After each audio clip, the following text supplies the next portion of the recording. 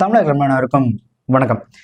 மேப்பிஃபை ஆப்ல ரிபப்ளிக் டே ஆஃபரா பார்த்தீங்கன்னா ஜஸ்ட் 999க்கு ஒரு ஸ்டைலிஷான sling bag, Android iPhone connect ஆகிற ஏர்பட்ஸ், மெட்டல் கோட்டட்ல லைட் வெயிட்டா இருக்கக்கூடிய அரபிக் ஸ்டைல் வாட்ச், ரெட்ரோ டைப்ல இருக்கிற ஒரு சன்கிளாஸ், இந்த 4 ப்ராடக்ட்டும் ரிபப்ளிக் டே ஆஃபரா ஜஸ்ட் 999 கொடுக்குறாங்க. அதுவும் ஆல் இண்டியா ஃபுல்லா கேஷ் ஆன் டெலிவரியோட. இந்த ப்ராடக்ட் நீங்க வாங்கணும் அப்படின்னா ஆண்ட்ராய்டு மொபைலா இருந்தா பிளே ஸ்டோர்ல போட்டு மேப்பிஃபை ஆப்பை டவுன்லோட் பண்ணி வாங்கலாம். இல்ல வெப்சைட்ல வாங்குறதா இருந்தாலும் mapify.com அப்படின்ற வெப்சைட்ல போட்டு இந்த ப்ராடக்ட் நீங்க வாங்கிக்கலாம். இந்த ஆஃபர் வர புதன்கிழமை வரைக்கும் இருக்கும். அதுவும் கேஷ் ஆன் டெலிவரியோட. கேரளால ஒரு பெண் ரீல்ஸ்ல பயங்கரமா ஃபேமஸ் ஆகணும் அப்படின்ற அந்த ரீல்ஸ் மோகத்தினால பஸ்ல தப்பே நடந்துக்காத ஒருத்தர் மேல தப்பா குற்றம் சாட்டி அதுல அவர் மன உளைச்சலாகி கடைசியில அந்த ஒரு நபர் இறந்து போற அளவுக்கு இறந்து போயிட்டாரு அப்படின்னு சொல்றதை விட இந்த பெண் தன்னோட சுயநலத்துக்காக ஒருத்தரோட உயிரை கொண்டு இருக்கிறாங்க அப்படின்னு தான் சொல்லணும். இந்த பண்ண விஷயங்களா பார்க்கும்போது தான் ஒரு மனிதாமே இல்லாத ஒரு மனித தன்மையற்ற ஒரு குறிப்பிட்ட மக்கள் இருக்கிற அந்த சமூகத்துல நாமளும் வாழ்ந்துட்டு இருக்கிறோம் அப்படின்றது அடிக்கடி ஞாபகம் வந்துட்டே இருக்கு. இதுல ரொம்ப மோசமான ஒரு விஷயம் என்னன்னா, தன்னை சுத்தி இப்படி ஒரு விஷயம் கிரியேட் ஆகுது அப்படின்ற ஒரு விஷயமே அவருக்கு தெரியவே தெரியாது. இது எவ்வளவு ஒரு மோசமான விஷயம் பாருங்களேன். ஏதோ ஆக்சிடென்டலா என்னால இந்த ஒரு விஷயம் ஆக்சிடென்டலா நடந்துருச்சு அப்படின்னு அவருக்கு தெரிஞ்சா கூட பரவாயில்ல, ஒரு ஆக்சிடென்டலா நடந்த விஷயமா இருந்தா கூட பரவாயில்ல, அவருக்கு என்ன நடக்குதுன்னே தெரியல. ஆனா அவர் சுத்தி கிரியேட் ஆன ஒரு விஷயம் ஊர் ஃபுல்லா உலகம் ஃபுல்லா பரவி தன்னோட எப்படி சொல்றது மன உளைச்சலுக்கு ஆளாக்கி கடைசியில அவர் சாகிற அளவுக்கு ஒரு முடிவு வந்து இந்த சமூகத்தில் வாழக்கூடிய ஒரு நபரால் ஒருத்தருக்கு நடக்குது அப்படின்னா இது ரொம்ப கேவலமான ஒரு சமூகமா தான் மாறிட்டே வருது கொஞ்சம் கொஞ்சமா. இந்த சோசியல் மீடியா ஏன் இவ்வளவு மோசமாயிட்டு இருக்குன்னா, இது ஒரு தனிப்பட்ட மனிதனுடைய ஒரு குழுவினுடைய ஒரு மிகப்பெரிய ஒரு பேராசை தான். இந்த சோசியல் மீடியா ஆரம்ப காலகட்டத்தில் எப்படி இருந்தது அப்படின்னா, மக்கள்கிட்ட தன்னோட கருத்தை சொல்றதுக்கு ஒரு பிளாட்ஃபார்மாகவும், அப்படி இல்லைன்னா தனக்குள்ள இருக்க அந்த talent, songs, dance, magic, gymnastic, மிமிக்ரின்னு இப்படி ஏதோ ஒரு திறமை வந்துட்டு இந்த உலகத்துக்கு வெளிப்படுத்துவாங்க. ஏன்னா இப்போ பெரிய பெரிய சேனல்லாம் போயிட்டு நம்மளால அந்த திறமையில வெளிப்படுத்தி நம்ம ஃபேமஸ் ஆக முடியாது. நமக்குள்ள ஒரு திறமை இருக்கு, ஆனா நம்ம விட்டு தினமும் ஒரு வேலைக்கு போறோம் வரோம், பட் நம்மளோட திறமையை வெளிப்படுத்துறதுக்கு ஒரு சரியான ஒரு பிளாட்ஃபார்ம் இல்லையே அப்படின்னு நினைக்கும் போதுதான் இந்த சோசியல் மீடியா அப்படின்னு அவங்க கிட்டே கிடைக்கும்போது, ஓகே நம்மளோட திறமையை இதுல வெளிப்படுத்தணும் அப்படின்னா மக்களோட ஆதரவும் கிடைக்குது அப்படின்றத நம்பிதான் இதுல வந்துட்டு நிறைய பேர் வந்துட்டு தங்களோட திறமைய இங்க கொஞ்சம் கொஞ்சமா காட்ட ஆரம்பிச்சாங்க. அப்படி திறமையை கொஞ்சம் கொஞ்சமா காட்டும் போது அதை மக்கள் அங்கீகரிக்கும் போது ஓகே அவங்களுக்கு வந்து ஒரு ஸ்டார் மாதிரி ஒரு குட்டி ஸ்டார், எப்படி ஒரு வெள்ளித்திரை பெரிய திரையில வந்துட்டு ஒரு பெரிய ஸ்டார் இருந்தாங்கன்னா அது மாதிரி அந்த பிளாட்ஃபார்ம், இந்த சோசியல் மீடியா பிளாட்ஃபார்ம்ல பார்த்தீங்கன்னா ஒரு குட்டி குட்டி ஸ்டாரா அவங்க ஃபார்ம் ஆகிட்டே வந்தாங்க.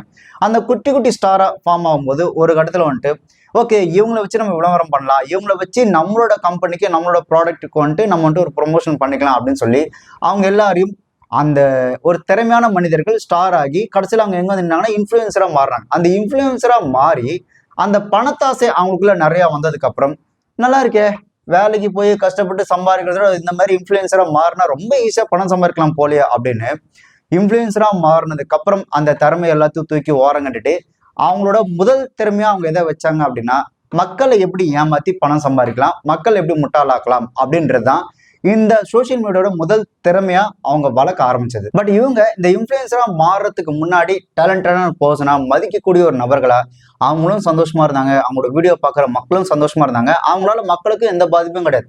மக்கள் பிடிச்சா பிடிச்சிருக்குன்னு சொன்னாங்க, பிடிக்கலாம் பிடிக்கல இதை நீங்க மாத்தீங்க அப்படின்னு சொன்னாங்க, அவங்களும் அதுக்கேற்ற மாதிரி மாத்துறாங்க. பட் இவங்க இன்ஃபுளுசரா மாறினதுக்கு அப்புறம் நான் சொல்றபடிதான் நீ கேட்கணும், நான் சொல்றபடிதான் வாங்கணும், நான் சொல்ற மாதிரி உன் வாழ்க்கையை வாழணும் அப்படின்னு அவங்களோட இன்ஃபுளுன்ஸை பயன்படுத்தி மக்களை பயங்கரமா இன்சிஸ்ட் பண்ணி அவங்களோட அந்த என்ன சொல்றது அவங்களோட லாபத்துக்காக மக்கள்கிட்ட திணிச்சு இவனுக்கிட்ட நம்ம என்ன பண்ணியாவது எப்படினா பணத்தை சம்பாதிக்கலாம் அப்படின்ற அந்த எண்ணம் தான், அந்த மனநிலை தான், தான் நல்லா வாழணும், தான் சொகுசா வாழணும் அப்படின்றதுக்காக செத்தாலும் பரவாயில்ல, எவன் குடிய கெடுத்தாவது நம்ம சந்தோஷமா வாழ்ந்தா போதும், ஒருத்தரோட சாவுல கூட நம்ம வாழ்ந்துக்கலாம் அப்படின்ற எண்ணம் தான் இந்த மரணம். இந்த சோசியல் மீடியா ஆரம்ப காலகட்டத்தில் எப்படி இருந்ததுன்னா நம்மளோட திறமையை காட்டணும், அதை மக்கள் பார்க்கணும், மக்கள் பாராட்டணும், இப்படிதான் இருந்து.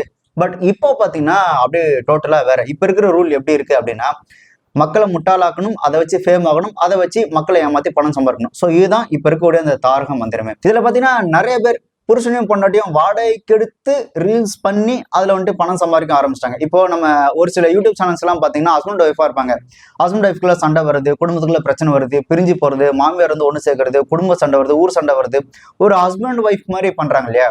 அது எல்லாமே மேக்சிமம் செட்டப் தான். எனக்கு தெரிஞ்ச ஒரு 3 பேர் பாத்தீங்கன்னா ஆக்சுவலா 2 பேர் ஹஸ்பண்ட் ஒய்ஃபே கிடையாது. பட் இவங்க என்ன பண்றாங்கன்னா ஓகே இப்படி பண்ணோம் அப்படின்னா நமக்கு வந்து வியூஸ் அதிகமா வருது அப்படின்றதுக்காக அவங்க வந்துட்டு ஃப்ரெண்ட்ஸு, ஆனா ஹஸ்பண்ட் ஒய்ஃபா அவங்க நடிக்கிறாங்க. இதுல என்ன ஒரு ஹைலைட்னா அந்த ஹஸ்பண்டா நடிக்கிறவருக்கும் அவருக்கு வேற ஒருத்தர் கூட கல்யாணம் ஆகி அவங்களும் குழந்தைங்கள இருக்கிறாங்க. அந்த ஒய்ஃபா நடிக்கிறவங்களுக்கும் வேற ஒருத்தர் கூட கல்யாணம் ஆகி குழந்தைங்க இருக்கிறாங்க. பட் இந்த 2 குடும்பம் வந்துட்டு பரவாயில்ல, நீங்க 2 பேரும் ஹஸ்பண்ட் ஒய்ஃபா இந்த சோசியல் மீடியா இந்த உலகத்துக்கு நீங்க உங்களை காமிச்சிங்க, நமக்கு பணம் வந்தா போதும் அப்படின்னு அந்த 2 குடும்பத்தோட சம்மதத்தோட தான் இந்த மாதிரி சோசியல் மீடியால ஹஸ்பண்ட் ஒய்ஃபாவே அவங்க நடிச்சிட்டு இருக்காங்க. இதுல இன்னும் ஹைலைட்டான விஷயம் என்னன்னா, அவங்க காசுக்காக நடிக்கிறாங்க. ஆனா இந்த சோசியல் மீடியால பார்க்கக்கூடிய நபருக்கு பார்த்தீங்கன்னா அதை உண்மையான நம்பி, அக்கா உங்க ஹஸ்பண்ட் ஏன் நீங்க போட்டு திட்டுறீங்க, நீங்க ஏன் உங்க ஒய்ஃபை போட்டு திட்டுறீங்க, நீங்க ஏன் உங்களுக்குள்ள சண்டை போட்டே இருக்கீங்க, நீங்க 2 பேரும் ஒன்னா இருக்கணும் அப்படின்னு சொல்லி என்ன உண்மைனே தெரியாம எனக்கு கமெண்ட்ஸ்ல கதறிட்டு இருப்பானுங்க. இதுல மக்களை பயங்கரமா முட்டாளாக்குன்னு நான் பார்த்து அடப்பாவீங்களா இவ்வளவு முட்டாளோட இருப்பீங்க அப்படின்னு யோசிச்ச விஷயம் எதுன்னு பாத்தீங்கன்னா, ஒரு நரிக்கு ஒரு பெண்ணை வந்துட்டு ஒருத்தன் போயிட்டு நான் அவங்கள்ட்ட கல்யாணம் பண்ணிட்டேன் அப்படின்னு கேட்குற மாதிரியும், அதுக்கு வந்துட்டு எங்க ஜாதிலாம் நீங்க எங்களை கல்யாணம் பண்ணிப்பீங்களா, உங்க வீட்டுல ஒத்துப்பாங்களா அப்படின்னு அவங்க கேட்குற மாதிரியும், அதுக்கப்புறம்ட்டு நான் அந்த ஜாதி மதம்லாம் பாக்குறதே இல்லை, மனுஷங்க கூட ஜாதி மதம் அப்படின்னு சொல்லி அவங்க 2 பேர் கல்யாணத்துக்கு ஒத்துக்கிட்ட மாதிரியும், அதுக்கப்புறம் வந்துட்டு அந்த நரிக்குறவரில் இருக்கக்கூடிய வந்துட்டு கல்யாணத்துக்கு ஒத்துக்காம நாங்களாம் அந்த கல்யாணத்துக்கு ஒத்துக்க மாட்டாங்க அப்படின்னு இது பண்ணி அதுக்கப்புறம் அவங்க சம்மதிச்ச மாதிரியும், அதுக்கப்புறம் அவங்க பர்ச்சேஸ்லாம் போய் கல்யாணம் பண்ண மாதிரிலாம் ஒரு கண்டென்ட் பார்த்துட்டு என் ஃப்ரெண்டு ஒருத்தன் அதை எடுத்து ஸ்டேட்டஸ் வச்சிருந்தான், இங்க பாருங்க எப்படிலாம் இருக்கிறாங்க அப்படின்னு. அப்புறம் நான் வந்துட்டு சொன்னேன், அட பைத்தியக்கார, அது செட்டப்டா, அந்த பொண்ணு வந்துட்டு ஒரு ஆங்கர், அந்த ஆங்கருக்கு பாத்தீங்கன்னா ஒரு நரிக்குற ஒரு பெண்ணை மேக்கப் போட்டு இந்த வியூஸ் இன்க்ரீஸ் படுத்தணும் அப்படின்றதுக்காக அந்த நரிக்குற பொண்ணை அந்த பொண்ணை மாத்தி இவனும் யதார்த்தம் போய் அந்த பொண்ணை சந்திச்ச மாதிரியும், அதுக்கப்புறம் இவங்க 2 பேரும் மனசு சம்மதிச்சு கல்யாணத்துக்கு சம்மதிச்சு அவங்க வாழ்க்கையை ஆரம்பிச்ச மாதிரியும் அந்த கண்டென்ட்டை இவனுங்க உண்மையை நம்பி இதை எடுத்து ஸ்டேட்டஸ்ல வச்சாங்க. நான் அவனை பிடிச்சி திட்டினேன், அட லூசு பயலே, கொஞ்சம் கூட யோசிக்க மாட்டியா, இந்த யூடியூப் இன்ஸ்டாகிராம்ல வரதெல்லாம் பாத்தீங்கன்னா அவங்க வந்துட்டு ரியல் லைஃபே கிடையாது, எல்லாமே ஃபேக் தான். அவங்க கண்டென்ட்டுக்காக பணம் சம்பாதிக்கணும் அப்படின்ற அந்த ஒரு மோட்டிவுக்காக அவங்க ஒரு கண்டென்ட்டை கிரியேட் பண்ணி மக்களை முட்டாளாக்கி பணம் சம்பாதிக்கிறதுக்காக உருவாக்குன ஒரு கண்டென்ட், அதை எடுத்துட்டு வந்து இவங்க உண்மை நம்பி ஸ்டேட்டஸ்லாம் வைக்கிறானுங்க. ஸோ அந்த அளவுக்கு தான் நம்ம மக்களும் அந்த ஒரு மனநிலையோட வாழ்ந்துட்டு இருக்கிறாங்க. நம்ம பண்ற தப்பே என்னன்னா, யாரா ஒருத்தர் வந்துட்டு எமோஷனலா சென்டிமெண்டா பேசிட்டானா அச்சோ சே பாரு அப்படின்னு சொல்லி அவனை தலையில தூக்கி வச்சு கொண்டாடுறது, அதுக்கப்புறம் அவனே வந்து ஸ்கேம் பண்ணிட்டான் அப்படின்னா அவனை தூக்கி போட்டு மிதின்னு ஒரு 2 நாள் மிதிக்கிறது, திருப்பி அவனே வந்து ஒரு பிளாக் கலர் பேக்ரவுண்ட்ல ஒரு பிளாக் கலர் ட்ரெஸ்ஸை போட்டுக்கிட்டு சோகமான ஒரு பிஜிஎம் வச்சுக்கிட்டு சோகமா 2 வார்த்தை பேசுங்க, அச்சோ பாவம் எவ்வளவு கஷ்டம் இல்லை இருக்கு அப்படின்னு சொல்லிட்டு சரி ப்ரோ நான் உங்களை மன்னிச்சு விட்டுறேன் அப்படின்னு சொல்லி மன்னிச்சு விட்டுறாங்க. திருப்பி அவன் என்ன பண்ணுவான், ஏற்கனவே ஸ்கேம் பண்ணோம் அதை வந்துட்டு திட்டினானுங்க, நாம சோகமா ஒரு பீஜம் போட்டு பேசணும்னு நம்ம மன்னிச்சு விட்டானுன்னு சொல்லிட்டு இவனுங்க இழிச்சவானுங்க எவ்வளவு ஸ்கேம் பண்ணாலும் தாங்குறான்னு சொல்லி புதுசா இன்னொரு ஸ்கேமோட வருவான். ஆனா அது வேற ஒரு மெத்தட்ல வரும். உங்களுக்கு உதாரணத்துக்கு பாத்தீங்கன்னா A2D நந்தா, அப்புறம் அந்த டெக் சுதாகர், இர்ஃபான், இவங்க எல்லாருமே பாத்தீங்கன்னா நல்லா டெவலப் ஆகுறது, ஸ்கேம் பண்றது, திருப்பி வந்துட்டு சோகமா வீடியோ போறது, திருப்பியும் வந்துட்டு ஸ்கேம் பண்றது. ஸோ இதை வந்துட்டு ஒரு ரொட்டீனா வச்சிருக்காங்க. இதுல ஹைலைட் என்ன தெரியுமா, இவனுங்களாவது பரவாயில்ல ஒரு நல்ல ஓரளவுக்கு கொஞ்சம் படிச்சு டெக்னிக்கலா டெக்னாலஜியை பயன்படுத்தி ஸ்கேம் பண்ணானுங்க. ஆனா ஒரு குட்டி பையன் ஃபேமிலிஸ்ன்னு சொல்லியே மொத்த ஃபேமிலிஸ்க்கும் ஆப்படிச்ச மாதிரி ஒரு குட்டி பையன் வந்து ஏமாத்துற அளவுக்கு தான் நாமெல்லாம் இன்னும் ஒரு தெளிவில்லாத ஒரு மக்களா வாழ்ந்துட்டு இருக்கிறோமா, இந்த அறிவை வச்சு சிந்திக்காம அறிவற்ற மக்களா வாழ்ந்துட்டு இருக்கிறோமான்னு எனக்கு தெரியல. குட்டி பையன் ஏமாத்துற அளவுக்கு தான் நம்ம மனநிலை இருக்கா. நாமளும் சரி நம்ம வந்துட்டு வெட்டியா இருக்கிறோம் ஃப்ரீயா இருக்கிறோம் அப்படின்னா ஏதாவது ஒன்று கத்துப்போம், ஏதாவது ஒன்று கத்துக்கிட்டு அதுல ஏதாவது நம்ம சைட்ல சின்ன ஏதாவது பண்ணுவோம் அப்படின்னு யோசிக்கிறதுலாம் கிடையாது. நம்ம வெட்டியா இருக்கனால சோசியல் மீடியா தங்கிடுறோமா, சோசியல் மீடியா தங்கினோடனே மாசத்துல ஒருத்தனை பிடிச்சி ஆஹா ஓஹோன்னு கொண்டாடுறது, திருப்பி அடுத்த மாசம் பாத்தீங்கன்னா அவனை தூக்கி போட்டு மிதிக்கிறது, மறுபடியும் அடுத்த மாசம் புதுசா ஒருத்தர் வருவான் அவனை ஆஹா ஓஹோன்னு கொண்டாடுறது, இல்ல அவனை போட்டு ட்ரோல் பண்றது, திருப்பி அவன் இதுல மாட்டோம், திருப்பி அவனை தூக்கி போட்டு மிதிக்கிறது. ஆக்சுவலா ரேஷியோ படி பார்த்தோம் அப்படின்னா இந்த இன்ஃபுளுசர்ஸ் பாத்தீங்கன்னா மாசத்துக்கு ஒருத்தன் இந்த மக்களை முட்டாளாக்கிட்டு தான் போறான். மக்களும் அடுத்த மாசம் அவனை போட்டு தூக்கி போட்டு மிதிக்கிறது, திருப்பும் அடுத்த மாசம் பாத்தீங்கன்னா இன்னொருத்தன் வந்து இந்த மக்களை முட்டாளாக்கிட்டு தான் போறான். இது ரேஷியோ படி மாசத்துக்கு ஒண்ணு நடந்துட்டே இருக்கு. அதாவது இந்த வீரம் படத்துல அந்த டீ கடை பாய் சொல்ற மாதிரி இந்த இன்ஃபுளுசரும் உங்களை ஏமாத்தி பழகிட்டாங்க, நீங்களும் மாசத்துக்கு ஒருக்கா ஏமாந்து பழகிட்டீங்க. இதுல நம்ம ஆளுங்க பண்ற ஹைட்டான செட் எதுனா, ஏதாவது ஒரு பொண்ணு ஒரு ரோட்லயோ இல்ல ஏதோ ஒரு வீட்லயோ ஒரு குட்டியா ஒரு பிசினஸ் ஸ்டார்ட் பண்ணிட்டா போதும், உடனே வந்துட்டு சிங்கப்பெண்ணே அப்படின்னு வந்துட்டு இந்த சாங் டெடிகேட் பண்ணி ரிலீஸ் போடுறது. கழுதைய பிசினஸ் ஸ்டார்ட் பண்ணா கூட பரவாயில்ல, இந்த கேர் பைக்கு ஒரு பொண்ணு ஓட்டுனாலே உடனே வந்துட்டு சிங்கப்பெண்ணே அப்படின்னு சொல்லி அவங்கள வந்துட்டு பயங்கரமா அப்ரிசியேட் பண்றது. ஏன்டா அதெல்லாம் பண்றீங்கன்னு கேட்டா, அவங்களோட திறமை, அவங்களோட அந்த எவ்வளவு கடினமா உழைக்கிறாங்க பாருங்க, ரோட்டு கடைலாம் ஸ்டால் எல்லாம் போட்டு பொருள்லாம் விற்கிறாங்க, அப்ப நாம தானே அவங்களை வந்துட்டு என்கரேஜ் பண்ணணும் அப்படின்னு சொல்லி அந்த அப்ரிஷியேட் பண்றது. அவனுங்க இந்த ஸ்கூல் வாசல்ல இந்த குட்டி குட்டி பழம்லாம் விற்கிற அந்த பாட்டி, அதுக்கப்புறம் இந்த ரோட்ல இந்த கீரை போட்டு இந்த காய்கறி போட்டு விற்கிற அந்த அம்மாக்கள், செங்கல்சூள்ல பாத்தீங்கன்னா விடிய காலைல 3 மணி 4 மணிக்கெல்லாம் இருந்து வேலை செய்யற பெண்களும் இருக்கிறாங்க. செங்கல்சூள்ல கல் அடுக்கிறதுக்காக அந்த என்ன சொல்றது, அந்த கல்லு தூக்கும் போது உடம்பு அங்கங்க எங்கேயாவது பாகம் தெரிஞ்சிட போதோ அப்படின்றதுக்காக புடவை கட்டி அதுக்கு மேல சட்டை போட்டுப்பாங்க கொளுத்துரு வெயில்ல. ஸோ அப்படி புடவை கட்டி அது மேலே சட்டை போட்டு கொளுத்துற வேலை கல் தூக்குற பெண்களும் இருக்கிறாங்க. அதே மாதிரி இந்த பில்டிங் வேலை நடக்கும்போதெல்லாம் பார்த்தீங்கன்னா அங்கவும் இந்த சித்தாள் வேலை செய்யற இந்த பெண்கள்லாம் இருக்க தான் செய்யறாங்க. ஆனால் இவங்கெல்லாம் பார்த்தா இந்த பர்நாட நாய்களுக்கு சிங்க பெண்களோ தோணவே தோணாது. சும்மா இந்த கிரிஞ்சித்தனமா ஏதோ வந்துட்டு எங்க குடும்பத்துல ரொம்ப கஷ்டம், நாங்க வந்துட்டு ரோட்ல போட என்ன. இப்ப எனக்கு என்ன ஒரு விஷயம் புரியல அப்படின்னா, இப்ப என்ன நாட்டு சுதந்திரத்துக்காக நாடு நலம் பெற நீங்க என்ன பெரிய தியாகமா பண்றீங்க? நீங்க நல்லா வாழணும், உங்களோட சொந்த வாழ்க்கைக்காக உங்களோட சொந்த விருப்பத்துக்காக நீங்க ஒரு பிசினஸ் பண்றீங்க. நீங்க நல்லா வாழ்ந்தீங்கன்னா ஓகே, உங்களோட குடும்பம் நல்லா வாழ்ப்பது. இதை என்னமோ இவனுங்க வந்துட்டு இந்த நாட்டுக்காக தியாகம் பண்ண மாதிரியும், உலகத்துல இவனுக்கு மட்டும் தான் கஷ்டப்பட்ட மாதிரியும் வேற யாருமே கஷ்டப்படாத மாதிரியும், இது பெண்களுக்கு மட்டும் இல்ல ஆண்களுக்கும் சேர்த்து தான் சொல்றேன். என்ன பெருசா புடிங்கிட்டீங்க? நீங்க சொந்தமா வாழ போறீங்க, உங்களோட சொகுசான வாழ்க்கைக்கு தானே ஒரு சில கஷ்டம் பாருங்க, படுங்க. நீங்க என்னமோ இந்திய எல்லையில நின்றுகிட்டு நாட்டை காப்பாத்துறதுக்காக எதிர்நாட்டு படைகிட்ட வந்து குண்டை வாங்கி நெஞ்சுக்குள்ள தாங்கி போட்டுன்னு செத்து போன மாதிரி எதுக்குடா இவ்வளவு பில்டப்? நீ ஒரு தொழில் பண்ற, அந்த தொழில் நல்லா பண்ண. ஆனா வெளியூர் போறதுக்கு ஃபிளைட்டுக்கு டிக்கெட் கிடைக்கல, கிரிக்கெட் மேட்ச் பார்க்கறது டிக்கெட் கிடைக்கல, ஆனா ஒரு ஆடியோ லான்ச் போறது டிக்கெட் கிடைக்கல, ஒரு சோகமா எடுத்து போடுறானுங்க. நீங்களே என்ன மயிர உருப்பிட போறீங்கன்னு சுத்தமா தெரியல. நீ ஒன்னும் அப்படியே நாட்டுக்காக பெருசா பொங்கி உடனே தியாகலாம் இல்ல. நீ உங்களோட சொகுசு வாழ்க்கைக்காக நல்லா வாழணுன்றதுக்காக ஒரு முயற்சி பண்ற, அதுல தோத்து போனா அது வா மிஸ்டேக். அது என்னமோ இந்த உலகமே சேர்ந்து உனக்கு எதிராக செயல்பட்ட மாதிரி வந்துட்டு இந்த ஒப்பாரி வச்சுட்டு பேசுறது இல்ல, அது ரொம்ப முட்டாள்தனம். இன்னொன்னு, இவனுக்கு நல்ல வசதியான வீட்டுல தான் இருப்பாங்க, ஆனா ஒரு குடிசை வீடை காமிச்சு பாருங்க ஃப்ரெண்ட்ஸ் இதுதான் எங்க வீடு அப்படின்றது எனக்கு தெரியல. இப்படி மக்களை ஏமாத்தி நீங்க என்ன மயிர புடுங்க போறீங்கன்னு. இதுல கேவலமான ஒரு விஷயம் என்னன்னா, தான் சொகுசா வாழணும் அப்படின்றதுக்காக சோசியல் மீடியால தன்னோட ஒட்டுமொத்த குடும்பத்தையும் வித்துட்டு இருக்கிறானுங்க.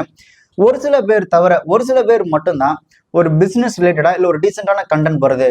மீதி முக்காவாசி பேர் என்ன பண்றானுங்க அப்படின்னா, தன்னோட பொண்டாட்டி, தன்னோட அப்பா, தன்னோட அம்மா, தன்னோட பிள்ளைங்க எல்லாரையும் சோசியல் மீடியால கொண்டு வந்து அவங்கள பிசினஸா மாத்தி வியாபாரம் பண்ணி, அதாவது தன்னோட குடும்பத்தை பிசினஸ் பண்ணி சம்பாரிச்சிட்டு இருக்கானுங்க. இது நான் ரொம்ப கேவலம் பாக்குற ஒரு சில பேரோட வீடியோஸ் எப்படி இருக்கும் அப்படின்னு பாத்தீங்கன்னா, ஒய்ஃப் வந்து ஹஸ்பண்ட் சொல்றது இந்த மாதிரி என்னோட ஜாக்கெட் ஹூக்கை போட்டு விடுங்க அப்படின்னு சொல்றது. இதுல இன்னும் ரொம்ப கேவலமா இருக்கிறது என்னன்னா, ஒரு ஹஸ்பண்ட் ஒய்ஃப் பெட்ரூம்ல இருக்கிறாங்க. அதுல வந்துட்டு ஹஸ்பண்ட் சொல்றா இன்னைக்கு உன் மேல ரைட் பண்ண போறேன் அப்படின்றா. உடனே வந்துட்டு ஒய்ஃப் சொல்றாங்க அதுக்கு தாண்டா நான் காத்துட்டு இருக்கிறேன் அப்படின்னு. உடனே ஹஸ்பண்ட் என்ன பண்றான், அவங்க உடம்பு மேல வந்துட்டு ஒரு காரை வச்சு ஒட்டி பாத்தியா ரைடு எப்படி இருக்குன்றான். எனக்கு புரியல. நீங்க இப்படிலாம் சம்பாரிச்சுதான் நீங்க வந்துட்டு ஒரு வாழணும், குடும்பம் நடத்தணும் அப்படின்னா, இதுக்கு நீங்க போய் பிச்சை எடுக்கலாம், இல்ல வேற ஏதாவது சொல்லலாம். வேணாம் விடுங்க. நீங்க நல்லா பாருங்க, இந்த சோசியல் மீடியால இப்ப இந்த குடும்பத்தை தன்னோட ஒய்ஃபை வச்சு ஒரு பிசினஸ் மாதிரி இந்த சோசியல் மீடியால பணம் சம்பாதிக்கணும்னா, ஒரு காலகட்டத்துல ஏதோ ஒரு கம்பெனில இல்ல ஏதோ ஒரு பிசினஸ் பண்ணிட்டு இருந்திருப்பான். அப்படி பிசினஸ் பண்ணிட்டு இருக்கும்போது சரி ஓகே நம்மளும் இந்த சோசியல் மீடியால ட்ரெண்ட் ஆகலாம், ஃபேமஸ் ஆகலாம், ஒரு செலிபிரிட்டி ஆகலாம் அப்படின்னு சொல்லி சோசியல் மீடியாக்குள்ள வந்திருப்பான்.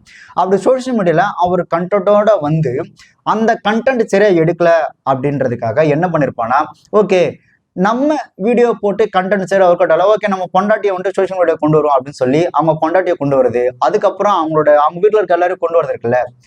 இது இப்போ நம்ம ஒரு தொழில் பண்றோம், அந்த தொழில ஏதாவது லாஸ் ஆயிடுச்சு அப்படின்னா நம்ம என்ன பண்ணுவோம்னா, அந்த தொழில் சரியா டெவலப் ஆகாத போது இந்த தொழிலை எப்படி டெவலப் பண்ணலாம், இல்ல அதுக்கு இம்ப்ரூவ்மெண்ட் பண்றதுக்கு என்ன மாதிரியான வழிமுறை கையாளலாம் அப்படின்னு சொல்லிதான் இங்க தன்னோட தொழிலை டெவலப் பண்ணிட்டு போற நிறைய பேர் இருக்கிறாங்க. ஆனா இந்த சோசியல் மீடியா பொறுத்த வரைக்கும் வரும்போது ஒரு கண்டென்ட்டோட வருது, கண்டென்ட் சரியில்லை, உடனே பொண்டாட்டி உள்ள இறக்கிட்டு ஆள்தான் சோசியல் மீடியா வித்துடலாம் அப்படின்ற மாதிரி உடனே தன்னோட மனைவி தன்னோட குடும்பத்தை சோசியல் மீடியா வித்து பணம் பாக்குறதுன்றது எவ்வளவு ஒரு அருவருக்கத்தக்க செயல். முன்னாடி காலத்துல எப்படி இருந்தாங்க அப்படின்னா, தான் மானம் தான் போகணும், தன்னோட குடும்பம் நல்லா வாழணும், தன்னோட குடும்பத்துக்கு எந்த விதமான ஒரு பாதிப்பு, எந்த விதமான ஒரு ஒரு என்ன சொல்றது ஒரு அவமரியாதை வந்துடக்கூடாது அப்படின்றத ஒரு ஆணோட சிந்தனையா இருந்தது. பட் இப்போ எனக்கு பணம் சம்பாதிக்கணும், நான் சொகுசா வாழணும், இப்ப இருக்கிற இந்த சொசைட்டில நானும் பந்தாவா காரு பங்களோட இருக்கணும்ன்றதுக்காக அவன் ஏதோ பைத்தியக்காரன் தான் வீடியோ போட்டு சம்பாரிச்சா கூட பரவாயில்ல, அவன் ஒய்ஃப் வந்து சோசியல் மீடியா கொண்டு வருது, அதை டபுள் மீனிங்ல பேசுறது.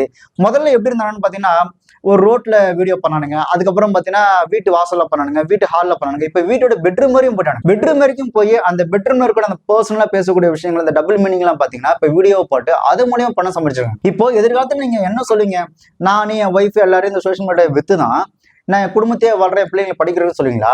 இல்ல வந்துட்டு உங்க பிள்ளைங்க சொல்லுவாங்களா, உங்க அப்பா உங்க அம்மா உங்களை எப்படி படிக்க வைக்கிறாங்க, நீங்க எப்படி வாழ்றீங்க அப்படின்னு கேட்டா பிள்ளைங்க என்ன சொல்லுவாங்க, எங்க அப்பா எங்க அம்மா எல்லாம் பாத்தீங்கன்னா இந்த சோசியல் மீடியால பயங்கர வீடியோ எல்லாம் போட்டாங்க, முக்கியமா எங்க அப்பா வந்து எங்க அம்மாவுக்கு ஜாக்கெட் ஊக்கு போடுற வீடியோ எல்லாம் பயங்கர ஃபேமஸ் அப்படின்னு சொல்லுவாங்களே. எனக்கு புரியல. ஒரு குடும்பத்துல புருஷன் நல்லா ஃபேமஸ் ஆகி அவங்க ஒரு ப்ராடக்ட்டுக்கு ப்ரொமோட்டரா இருக்கான், அதே மாதிரி ஒய்ஃப் பாத்தீங்கன்னா அவங்களும் ஃபேமஸ் ஆகி அவங்க ஒரு ப்ராடக்ட்டுக்கு ப்ரொமோட்டரா இருக்கிறாங்க. இதுல அப்பா அம்மா குழந்தைங்க எல்லாரையும் வந்துட்டு ஒரு ப்ராடக்ட் வந்து ப்ரொமோட்டரா மாத்திட்டே இருக்கிறானுங்க. இவனுங்க இந்த சமுதாயத்துக்கு என்னதான் சொல்ல வரான்னு தெரியல. நாம சொகுசா வாழணும், சந்தோஷமா வாழணும், கார் பங்களோட வாழணும் அப்படின்னா இந்த மாதிரி குடும்பத்தை சோசியல் மீடியால வித்தாதான் நம்ம சொகுசா வாழ முடியுன்றத இந்த உலகத்துக்கு அவனுக்கு சொல்ல வரான்னு தெரியல. இன்னொரு பக்கம் பாத்தீங்க அப்படின்னா, யாரோ வீடியோ போடுற ஒரு நபர், யாரோ வீடியோ போடுற ஒரு பொண்ணு, இவங்க 2 பேர் பார்த்தீங்கன்னா ஒன்னா வீடியோ போடுறாங்க. அதுக்கப்புறம் பார்த்தீங்கன்னா நாங்க காதலிக்கிறோம், கல்யாணம் பண்ணிக்க போறோம் அப்படின்னு சொல்லி அவங்க கல்யாணம் பண்ணிக்கிறது. அதுக்கப்புறம் பார்த்தீங்கன்னா இதுக்கு 2 பேருக்குள்ள சண்டை வந்து இது 2 பேர் பிரிஞ்சு போயிருது. இப்படி பிரிஞ்சு இந்த கல்யாணம் பண்ணி பிரிஞ்சு போன இவங்க 2 பேர் என்ன பண்றாங்கன்னா, அந்த பையன் வேற ஒரு பொண்ணை கல்யாணம் பண்ணிட்டு அந்த பொண்ணு கூட வீடியோ போடுறான். இந்த பொண்ணு வேற ஒரு பையனை கல்யாணம் பண்ணிட்டு வேற ஒரு பையன் கூட வீடியோ போடுது. இதுல என்னன்னா தன்னோட பர்சனல் அப்படின்னு ஒண்ணு இருக்கு. இது என் பர்சனல், இது என் சொந்த விஷயம், இது எனக்குள்ளதான் இருக்கணும், என்னோட குடும்பத்துக்குள்ள, அந்த குடும்பத்துக்குள்ள இருக்கக்கூடிய ஒரு சில விஷயங்களை பப்ளிக்கா கொண்டு வந்துட்டு கேட்டா நாங்க மட்டும் சுதந்திரமா இருக்கோம், நாங்க வந்துட்டு கருத்து சுதந்திரத்தோட வாழ்றோம் அப்படின்னு முட்டாள்தனமா பண்ணிட்டு இருக்காங்க. இதுல இன்னொன்னு, ஆம்பளை கல்யாணம் பண்ணிக்கிறான், பொம்பளை கல்யாணம் பண்ணிக்கிறாங்க. இவங்க 2 பேர் கல்யாணம் பண்ணது மட்டும் இல்லாம கடைசியில இதுங்களும் பிரிஞ்சு போடுங்க. சோ இவங்களோட மோட்டிவ் என்னவா இருக்குன்னா, நம்ம வந்துட்டு இந்த சோசியல் மீடியால ஃபேமஸ் ஆகணும்னா ஓகே நம்ம 2 பேரும் கல்யாணம் பண்ற மாதிரி நடிச்சுக்கலாம் அப்படின்னு சொல்லி நடிச்சு திருப்பி அதுக்கப்புறம் பிரிஞ்சு போய் திருப்பி அதுங்க வேற ஒருத்தர் கூட ஜோடி சேர்ந்து சொல்றதுக்கு ஒண்ணு இல்ல. இதுல என்ன பிரச்சனை ஆகுதுன்னா, இதனால ஒழுங்கா இருக்கிறவங்க கூட இதுங்களை பார்த்து கெட்டு போயிடுறான். ஒரு சில குடும்பத்தெல்லாம் பாத்தீங்கன்னா, அங்க பாரு அவங்களாம் வீடியோ போட்டு கார் வாங்கிட்டாங்க, இங்க பாரு இவங்களாம் வீடியோ போட்டு பங்களா வாங்கிட்டாங்க, இங்க பாரு இவங்களாம் வீடியோ போட்டு ஐபோன் வாங்கியிருக்கிறாங்க அப்படின்ற மாதிரி மத்தவங்கள பார்த்து ஒழுங்கா இருக்கிற குடும்பங்களும் இங்க சீர்கெட்டு போகுது. நான் வந்து இந்த கலாச்சாரம் அப்படின்றதெல்லாம் பேச வரல, நான் பேசுறதே வேற.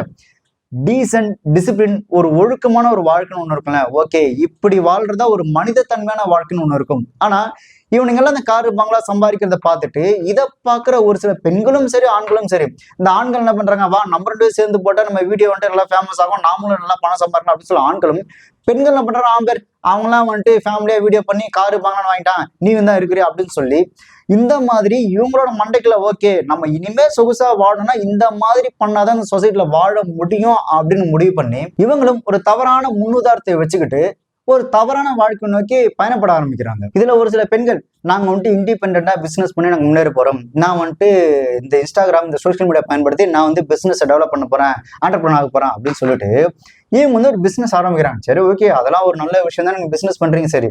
ஆனா இப்போ உதாரணத்துக்கு ஒரு ஜிம்மிக்கு விற்கிறாங்கன்னு வச்சுப்பேன், ஒரு இன்ஸ்டாகிராம்ல ஜிம்மிக்கு விற்கிறாங்கன்னா இவங்க என்ன பண்றதுன்னா, காலையில எழுந்து பல்லு விலைக்கு பாத்ரூம் போய் குளிச்சு ரெடி ஆகி கடைசி ஒரு 10-15 செகண்ட் மட்டும்தான் அந்த ஜிம்மிக்கு விற்கிறாங்க. ஆக்சுவலா நீங்க ஜிம்மிக்கு விற்கிறதுக்கும் இந்த காலையில இருந்து பல்லு விலைக்கு பாத்ரூம் போய் குளிச்சு ரெடி ஆகுறத காட்டுறதுக்கும் சம்மந்தமே இல்லையே. நீங்க பொருள் தானே விற்கிறீங்க, இது ஒரு பொருள், இந்த பொருள் இவ்வளவு குவாலிட்டியானது, என்கிட்ட இவ்வளவு ரேட்டு, ஸோ இதை நீங்க வாங்கினீங்கன்னா இத்தனை வருஷம் உழைக்கும் அப்படிதானே சொல்லணும். நீங்க குளிக்கிறது பல்லு விளக்குறது நீங்க தூங்கி எழுந்துட்டு காட்டுறதுக்கும் நீங்க பொருள் விற்கிறதுக்கு எந்த விதமான சம்மந்தமும் இல்லை. ஸோ நீங்க என்ன பண்றீங்கன்னா, பொருளை காமிச்சா வேலைக்கு ஆகுதுன்னு சொல்லிட்டு முதல்ல நீங்க உங்களை சேல்ஸ் பண்ணிட்டு அதுக்கப்புறம் தான் நீங்க பொருளை சேல்ஸ் பண்றதுக்கே வரீங்கன்னும் போது உங்களோட மோட்டிவே கேவலமானதா தான் இருக்கு. இந்த பக்கம் எப்படின்னா, இன்னொரு பக்கம் வேற மாதிரி, இதுங்க வந்துட்டு நான் புடவை விற்கிறேன், நான் பொருள் விற்கிறேன்ற பேர்ல இந்த 4-5 பாடி கார்டோட வருது, இந்த கார்ல இருந்து இறங்குறது, ஸ்லோ மோஷன்ல இந்த பிஜிஎம் போட்டு நடந்து வருது. புடவை விற்கிறதுக்கும் பாடி கார்டோட ஸ்லோ மோஷன் வரதுக்கு என்ன கர்ம சம்பந்தம்னு எனக்கு இப்ப வரையும் தெரியல. ஆனா இதுங்களும் ட்ரெண்ட் ஆகிட்டு இருக்குதுங்க. பெண்கள் இந்த மாதிரி கவர்ச்சியா காமிச்சு இந்த மாதிரி கிரிஞ்சுத்தனம் பண்ணி ஃபேமஸ் ஆகுறாங்க அப்படின்னா, ஆண்கள் பாத்தீங்கன்னா வெக்கம், மௌனம், சூடு, சொர்ணம் இதெல்லாம் வித்தாதான் நம்ம ஃபேமஸ் ஆக முடியுன்றதை நல்லா தெரிஞ்சுக்கிட்டு கேனத்தனமா, கிறுக்குத்தனமா, பைத்தியக்காரத்தனமா, முட்டாள்தனமா தன்னால எந்த அளவுக்கு ஒரு குடும்பத்தோட மானத்தை வாங்க முடியுமோ அந்த அளவுக்கு குடும்பத்தோட மானத்தை வாங்கிட்டு கேனத்தனமா, பைத்தியக்காரத்தனமா வீடியோ போட்டு இருக்காங்க. ஆனா இங்க என்ன பிரச்சனைனா, நிறைய பேர் நல்ல கண்டென்ட் வச்சுக்கிட்டு ஒரு டீம் வச்சுக்கிட்டு இந்த ஸ்டண்ட் பண்றது, இந்த மூவி சீன்ஸ் வந்து ரீக்ரியேட் பண்றது, அதுக்கப்புறம் பாத்தீங்கன்னா ஒரு நல்ல கண்டென்ட் எடுத்து வீடியோ போடுறதுன்னு நிறைய பேர் இருக்கிறாங்க. ஆனா அவங்க யாருமே பெருசா ஃபேமஸ் ஆகுறதே கிடையாது. இந்த மாதிரி பைத்தியக்காரத்தனமோ கிரிஞ்சுத்தனமோ பண்ற மாதிரி அவங்க தான் ஃபேமஸ் ஆகிறாங்க. இன்னொரு பக்கம் பாத்தீங்கன்னா, இந்த ஒரு டீமை வச்சு ஒரு நல்ல கண்டென்ட்டை மேக் பண்ணி இந்த சொசைட்டி நம்ம கொடுக்கணும்னு நினைக்கிறவங்க பெருசா ஃபேமஸ் ஆகிறது கிடையாது. ஆனா இதுவே நாங்க வந்து சாங்ஸை ரீக்ரியேட் பண்றோம் அப்படின்னு ஒரு ஆண் ஒரு பெண் மாதிரி வேஷம் போட்டுட்டு ஒரு மாதிரி அருவருப்பா இருக்கும். அந்த நம்ம வந்து அந்த பாடலை பார்த்தீங்கன்னா ரொம்ப ரசிச்சு பார்த்திருப்போம். அந்த பாடல் மேல நமக்கு ஒரு மிகப்பெரிய அபிப்பிராயம் இருக்கும். ஆனா அதை நாங்க ரீக்ரியேட் பண்றோம், கவர்ச்சியா ட்ரெஸ் பண்ணி பண்ற மாதிரி நாங்களும் பண்றோம் அப்படின்னு ரீக்ரியேட் பண்ற அப்படின்ற பேர்ல பயங்கர கேவலமா பண்ணாங்க. அது அருவருப்பா இருக்கும். ஒருத்தன் கஷ்டப்பட்டு ஒரு கண்டென்ட் மேட் பண்ணுவான், அவன்லாம் பாத்தீங்கன்னா அந்த அளவுக்கு வியூஸ் போகுது. ஆனா இவங்க அருவருக்கிற மாதிரி வீடியோ போடுவானுங்க, பார்த்தா அவனுங்க ட்ரெண்டிங்ல இருப்பானுங்க. இந்த இன்ஸ்டாகிராம் அல்காரிதமே கஷ்டப்பட்டு வீடியோ போடல வேஸ்ட், ரொம்ப சிம்பிளா சொல்றேன், பைத்தியகாரத்தனமா கேனத்தனமா பண்ணி நான் உன்னை ட்ரெண்ட் ஆக்கி விடுறேன் அப்படின்ற மாதிரி தான் இந்த இன்ஸ்டாகிராம் அல்காரிதமே இருக்குன்னு நான் நினைக்கிறேன். இதுல ஒரு சில கிழவிங்க வந்துட்டு தன்னை இன்னும் குமரிங்களா, தன்னை இன்னும் ஒரு கவர்ச்சியான பெண்களா நினைச்சுக்கிட்டு கிழவிங்களாம் மேக்கப் போட்டு அவங்களும் வந்துட்டு நாங்களும் இந்த சாங்ஸ் எல்லாம் ரீக்ரியேட் பண்றோம் அப்படின்னு சொல்லி பண்ணிட்டு சுத்துதுங்க. முடியல. இந்த மாதிரி பைத்தியகாரத்தனமா, இந்த மாதிரி கவர்ச்சியா, இந்த மாதிரி கேனத்தனமா எதனா பண்ணா என்ன பெனிஃபிட் இருக்கு அப்படின்னு பாத்தீங்கன்னா ரொம்ப சிம்பிள். உங்களை வந்து பின்கட்ட இன்டர்வியூ எடுக்கும். அதுக்கப்புறம் ஒரு சில டிவி ஷோஸ்ல பார்த்தீங்கன்னா உங்களை வந்துட்டு ஒரு பார்ட்டிசிபேட் பண்ற ஒரு கெஸ்டா கூப்பிடுவாங்க. அதுக்கப்புறம் ஒரு சில கையாளாகாத இயக்குனர்கள் இதுங்க எல்லாத்தையும் நம்ம படத்துல போட்டோம் அப்படின்னா நம்ம படத்துக்கு ஈஸியா ப்ரமோஷன் பண்ணி விட்டுருவானுங்க, அதனால நமக்கு வந்துட்டு ஈஸியான அந்த பிரபலம் கிடைச்சணும் அப்படின்னு தன்னோட திரைப்படங்களை நடிக்க வைக்கிறது. அதெல்லாம் தாண்டி ஹைலைட்டா பிக் பாஸ்ல கூப்பிட்டு நீங்க பிக் பாஸ் செலிபிரிட்டியா பிக் பாஸ் கெஸ்டாவே நீங்க உள்ள போலாம். ஸோ இந்த பெனிஃபிட்லாம் இருக்கனாலதான் நாளுக்கு நாள் மாசத்துக்கு ஒரு பைத்தியக்காரன் உருவாயிட்டே இருக்கிறான், மாசத்துக்கு ஒரு கவர்ச்சி காட்டுற பெண் உருவாயிட்டே இருக்கிறாங்க. இது எல்லாத்துக்கும் காரணம் இந்த குரூப் தான். இதெல்லாம் ஒரு பக்கம்னா இந்த குடும்பத்தை கெடுக்கிறதுக்குன்னு இந்த மோட்டிவேஷனல் ஸ்பீக்கர்ஸ்னு ஒரு சில பேர் இருக்கிறானுங்க. நீங்க எப்படி வாழணும், எப்படி நடந்துக்கணும், எப்படி புள்ள பெத்துக்கணும், எப்படி பேசணும்ன்ற முதற்கொண்டு இந்த 5 டிப்ஸை ஃபாலோ பண்ணுங்க, இந்த 4 டிப்ஸை ஃபாலோ பண்ணுங்க, இந்த 3 டிப்ஸை ஃபாலோ பண்ணுங்கன்னு இவனுங்க என்னமோ பெரிய புட்டிங்கி மயிறு மாதிரி டிப்ஸை தூக்கிட்டு வந்துடுது. இந்த 5 விஷயம் உங்க பார்ட்னர் பண்றாங்கன்னா உங்க பார்ட்னர் உங்களை சீட் பண்றாங்கன்னு அர்த்தம். இந்த மாதிரி அவங்க உங்ககிட்ட பேசினாங்கன்னா அவங்களுக்கு உங்க மேல எந்த விதமான அன்பு இல்லைன்னு அர்த்தம்.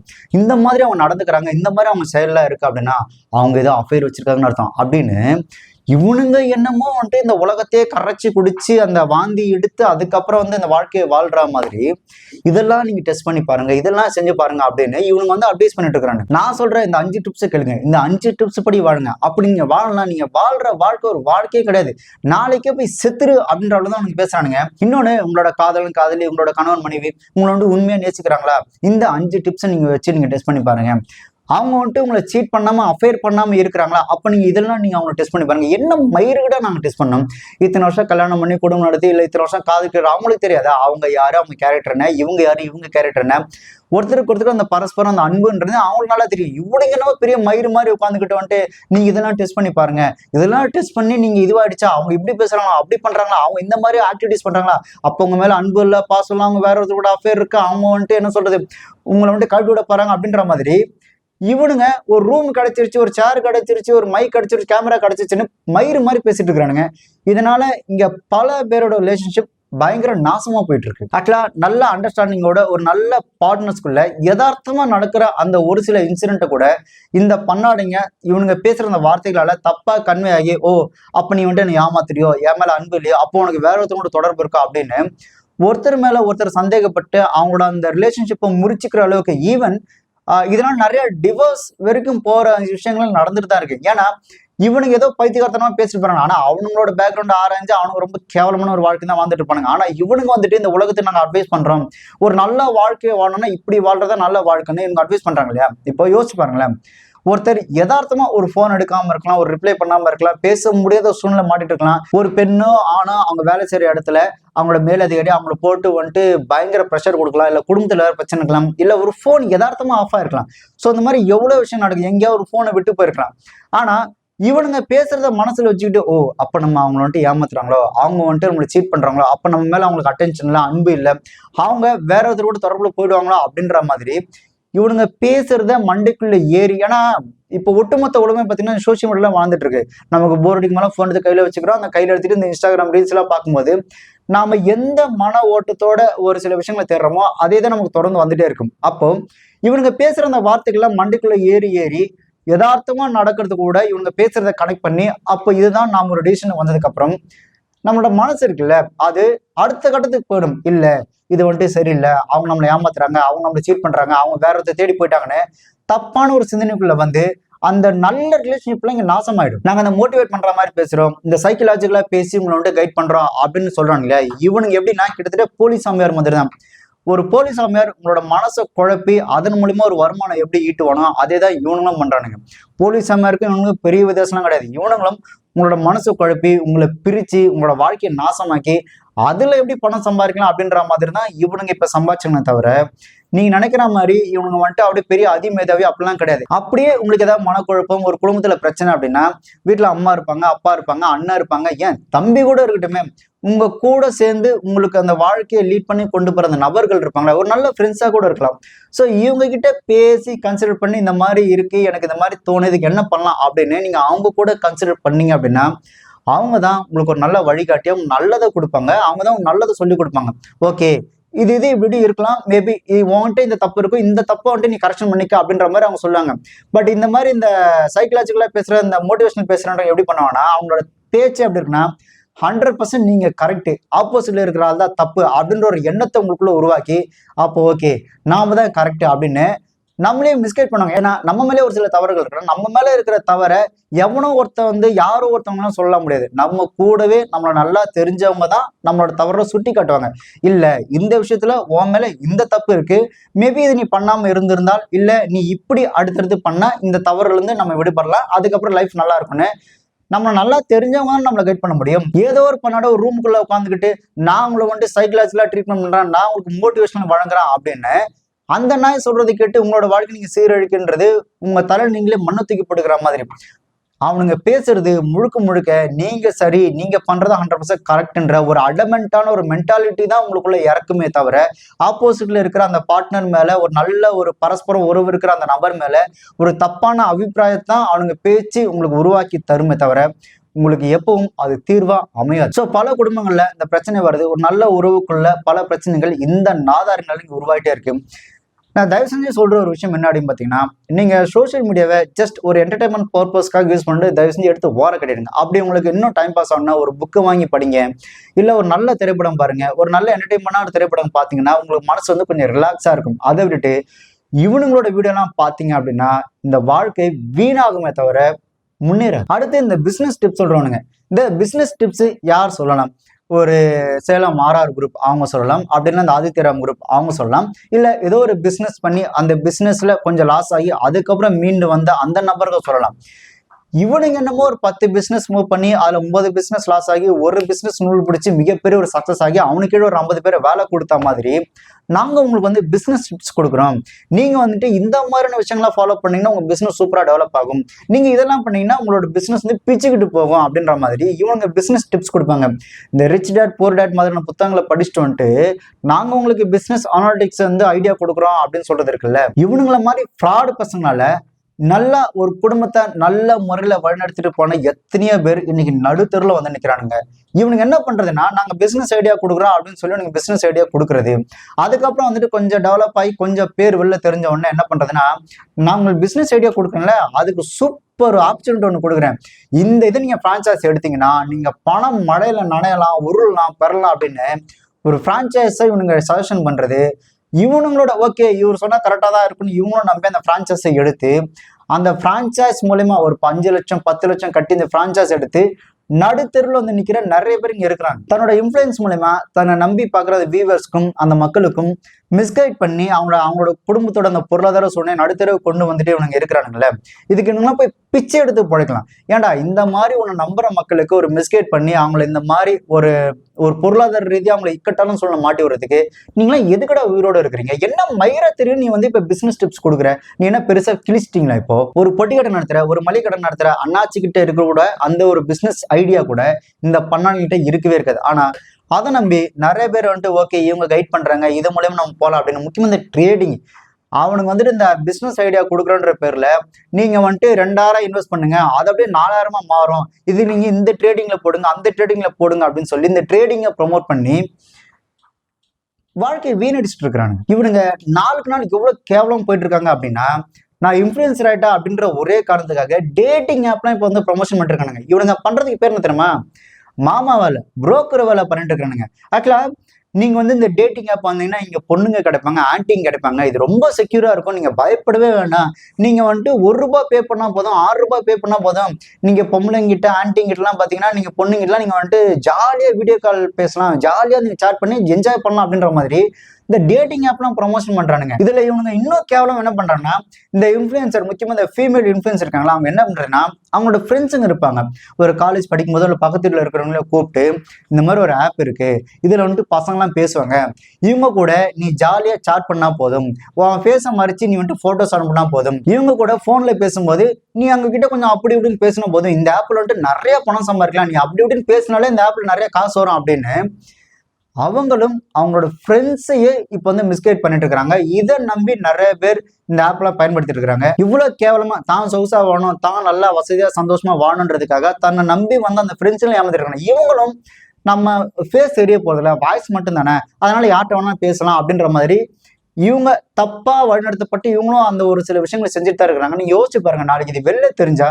அது எவ்வளவு மோசமான ஒரு விளைவுகள் ஏற்படுத்தும். ஆனா அந்த விளைவுகளை பத்தி கொஞ்சமும் புரிஞ்சுக்காம இந்த இன்ஃபுளுசர் சொல்லிட்டாங்க, அதனால அந்த ஆப்பை நாங்க யூஸ் பண்றோம், அதனால நாங்க வந்துட்டு யார்கிட்டயா பேசுறோம் அப்படின்றதெல்லாம் அது ரொம்ப தப்பா போயிட்டு இருக்கு. இதை ஏன் நான் இவ்வளவு சொல்றேன்னா, இப்போ கேரளால ஒரு பெண் ஒரு வீடியோ போட்டதுனால ஒருத்தரோட உயிரிழப்பு அப்படின்னு உயிர் இழந்ததுக்கு அப்புறம் நம்ம இதை பெருசா பேசுறோம்ல. ஆனா இங்க ஒரு சில இன்ஃபுளுன்ஸ்னால என்ன நடக்குது அப்படின்னா, அவங்களோட வேலை இழந்து, பொருளாதாரத்தை இழந்து, மன நிம்மதியை இழந்து, ஒரு குடும்பத்துக்குள்ள பெரிய பெரிய பிரச்சனைகள்லாம் வந்து மொத்த குடும்பம் நாசமாயிட்டே இருக்கு. அந்த குடும்பமே சீரழிஞ்சிட்டு இருக்கு. அத வந்து இப்ப இருக்கிற நிறைய பேர் பெருசா கண்டுக்கிறதே இல்லை. இப்போ இந்த ஒரு பெண் செய்த தவறால ஒருத்தரோட உயிரிழப்பு நடந்தது இல்லையா? அதுக்கு ஒரு அரசே முன் வந்து காவல்துறையை முன் வந்து நடவடிக்கை எடுக்கிற மாதிரி, ஏன் இந்த இன்ஃபுளுன்சர் மேல இந்த அரசும் இந்த காவல்துறையும் ஏன் நடவடிக்கை எடுக்க மாட்டேன்றீங்க? உங்களுக்கு நல்லாவே தெரியுது. இப்போ ஒரு குட்டி பையன் ஒரு ஸ்கேம் பண்ணிட்டான். அப்ப அந்த குட்டி பையன் ஸ்கேம் பண்ணானா அப்ப அவன் மேல ஒரு சட்டப்படி நடவடிக்கை எடுக்கணும். ஒரு அரசே வந்து இதுக்குன்னு ஒரு தனி டிபார்ட்மெண்ட்டே உருவாக்கலாம். தப்பே கிடையாது. ஏன்னா இங்க மக்களோட வாழ்க்கை தரம் தான், வாழ்க்கை தான் ரொம்ப முக்கியம். ஒரு காவல்துறை வந்துட்டு நீ வந்து மக்களை வந்துட்டு மிஸ்கைட் பண்ற, மக்களை ஏமாத்தி பணம் சம்பாதிச்சுக்க, அதன் மேல உன் மேல சட்டப்படி நடவடிக்கை எடுக்கிறோம் அப்படின்னு இந்த மாதிரி இன்ஃபுளுசர்ஸ் மேல சட்டப்படி நடவடிக்கை எடுக்கலாம். இதுல ரொம்ப ரொம்ப முக்கியமானது, இந்த சைக்காலஜிலாம் நீங்க ட்ரீட்மெண்ட் பண்றோம், அந்த மோட்டிவேஷன் மாதிரி சைக்காலஜிலா பேசுறோம் அப்படின்றவங்க கண்டிப்பா நீங்க சைக்காட்டிஸ்டா தான் இருக்கணும். அந்த மாதிரி சைக்காட்டிஸ்ட் டிகிரி இருக்கிற தகுதி இருக்கிற மட்டும்தான் நீங்க இந்த மாதிரி சோஷியல் மீடியா வந்து பேசணும் அப்படின்ற சட்டம் இருக்கணும். அதே மாதிரி இந்த உடம்ப குறைக்கிறது, உடல் ஆரோக்கியத்துக்கு நீங்க இதை பண்ணா நல்லா இருக்கும், அதை பண்ணா நல்லா இருக்கும், இதனால வந்துட்டு உங்களுக்கு வந்துட்டு தீர்வு கிடைக்கும் அப்படின்னு சொல்லி இந்த மருத்துவ ரீதியா பேசுறாங்க இல்லையா, அவங்களும் நீங்க கம்பல்சரி அட்லீஸ்ட் குறைந்தபட்சம் ஒரு சித்த மருத்துவமோ இல்லை டாக்டர் முடிச்சிருந்தா மட்டும் தான் நீங்க பண்ணணும் அப்படின்ற அந்த ஒரு கம்பல்சரி ரூல்ஸும் இருக்கணும். இதை ஏன் சொல்றேன்னா, நம்ம கேரளால ஒரு பெண்ணால் ஒருத்தர் அந்த சோசியல் மீடியால ஒருத்தர் இறந்த ஒரு சம்பவத்தை பெருசா பேசுறோம் இல்லையா, அதே நேரத்துல இங்க தமிழ்நாட்டுல மதுரையில ஒரு பெண் பாத்தீங்கன்னா உடல் எடையை குறைக்கிறேன் அப்படின்றதுக்காக யூடியூப்ல ஒருத்தர் வீடியோவை பார்த்து மிஸ்கைட் ஆன இவங்க வெங்காரம் சாப்பிட்டா உடல் எடை குறையும் அப்படின்னு வெங்காரம் சாப்பிட்டு உயிரிழந்து போயிட்டாங்க.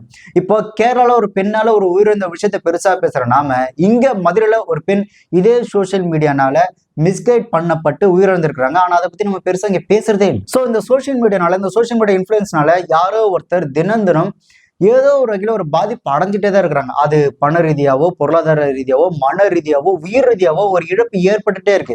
சோ இதை வந்து ஒரு அரசாங்கமானது ஓகே, இந்த மாதிரியான தவறுகள் நடக்கிற இடத்துல இதெல்லாம் நடக்காம பண்றதுக்கு என்ன வழிமுறையோ அதை அரசாங்கமே முன் வந்து பண்ணணும். இன்னொன்னு, இந்த இன்ஃபுளுசர் குறைஞ்சபட்ச மனசாட்சியோட நடந்துகிட்டே தன்னை நம்பின அந்த வியூவர்ஸ்க்காக, தன்னோட மக்களுக்காக குறைஞ்சபட்ச மனசாட்சியோட அவங்கள மிஸ்கைட் பண்ணாம, ஸ்கேம் பண்ணாம இருந்தாலே இங்க கொஞ்சம் எல்லாரோட வாழ்க்கை கொஞ்சம் நிம்மதியா இருக்கும்.